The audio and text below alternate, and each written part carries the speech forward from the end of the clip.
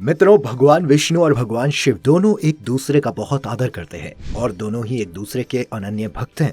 लेकिन क्या आपको पता है कि एक बार भगवान विष्णु को शिव जी के चरणों में अपनी आंख अर्पित करनी पड़ गई थी? तो आइए जानते हैं इस वीडियो के माध्यम से।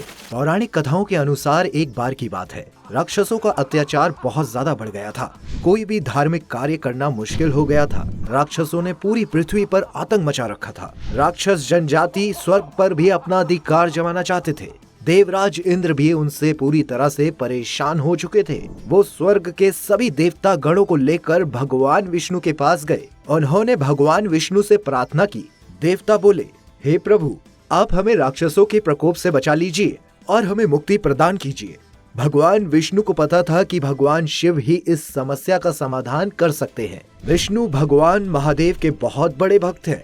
विष्णु भगवान ने राक्षसों के विनाश के लिए शिव जी की तपस्या करने का निर्णय लिया। भगवान विष्णु हिमालय की बर्फीली पहाड़ियों पर जाकर शिव जी की तपस्या करने लगे। भगवान विष्णु भगवान शिव के हजारों नाम का जाप करने लगे। हर एक नाम के साथ उन्होंने एक कमल का फूल चढ़ाने का संकल्प लिया। वहीं भगवान शिव ने विष्णु जी की परीक्षा लेने की भी सोची। विष्णु जी की परीक्षा लेने के लिए भगवान शिव ने 1000 कमल के फूलों में से एक फूल गायब कर दिया। विष्णु जी तपस्या में लीन थे, इसीलिए इन्हें इस बात की खबर ही नहीं हुई। विष्णु जी भगवान शिव का एक नाम पुकारते और कमल का एक फूल चढ़ाते जाते। जब अंतिम नाम की बारी आई तो विष्णु जी ने देखा कि कमल तो बचा ही नहीं। अगर कमल नहीं चढ़ाते तो तपस्या और संकल्प भंग हो जाता। इसलिए भगवान विष्णु ने कमल की जगह अपनी एक आंख ही चढ़ा दी, जिसके कारण श्री हरि भगवान विष्णु को कमल नयन भी कहा जाता है। भगवान शिव विष्णु जी के इस भक्ति भाव से बहुत ज्यादा प्रसन्न हो गए। वो श्री हरि के सामने प्रकट होते हैं और उनकी आंख उन्हें लौटा देते हैं तथा एक वरदान मांगने को भी कहते हैं। विष्णु जी ने राक्षसों का संहार करने के लिए अजय शस्त्र मांगा तो उन्होंने विष्णु जी को सुदर्शन चक्र प्रदान किया, जिससे विष्णु जी ने राक्षसों को मार गिराया। इस तरह भगवान विष्णु ने अपनी भक्ति का परिचय देकर सुदर्शन चक्र प्राप्त किया। सुदर्शन चक्र 2 शब्दों से मिलकर बना है, सु और दर्शन। सु का अर्थ है शुभ और दृष्टि का अर्थ है दर्शन, अर्थात शुभ दृष्टि। इसका एक अर्थ दिव्य दृष्टि भी है। सुदर्शन चक्र इस पूरे ब्रह्मांड में अब तक इस्तेमाल किए गए सबसे शक्तिशाली हथियारों में से एक माना जाता है।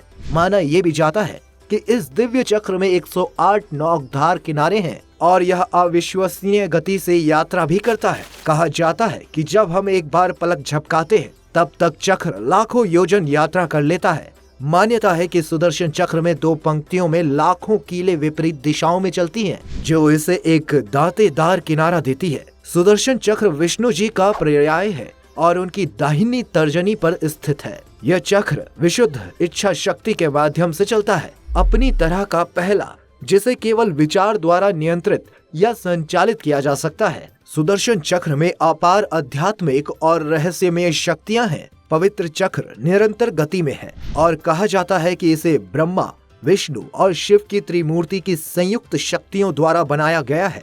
एक बार जब ये उंगली को छोड़ देता है तो पीछे मुड़कर नहीं देखता। भगवान विष्णु ने सुदर्शन चक्र को अपने कृष्ण अवतार में मुख्य हथियार के रूप में इस्तेमाल किया था। पांडवों के राजसूय यज्ञ में भगवान कृष्ण को समारोह के मुख्य अतिथि के रूप में सम्मानित किया गया था। दोस्तों, इस बात ने शिशुपाल को क्रोधित कर दिया, क्योंकि भगवान कृष्ण ने रुक्मणी से शादी की थी, जिससे शिशुपाल शादी करना चाहते थे। उन्होंने अपनी मृत्यु की भविष्यवाणी के बारे में भी सुना होगा, इसीलिए उन्होंने मौखिक रूप से भगवान कृष्ण को गाली देना शुरू कर दिया। भगवान कृष्ण शांत रहे, लेकिन उनके 100वें अपराध से पहले उन्हें चेतावनी दे दी, लेकिन ये व्यर्थ था। वह उन्हें और पांडवों को गाली देता रहा। इसीलिए भगवान कृष्ण ने सुदर्शन चक्र पर जादू किया और शिशुपाल को मारने का आदेश दिया। वो इधर उधर भागा, लेकिन अंत में सुदर्शन चक्र द्वारा वो मारा गया। तो दोस्तों, आज की ये वीडियो में बस इतना ही। अगर आपको ये वीडियो पसंद आया हो तो कमेंट में श्री हरि और हर हर महादेव लिखना ना भूलिएगा। धन्यवाद।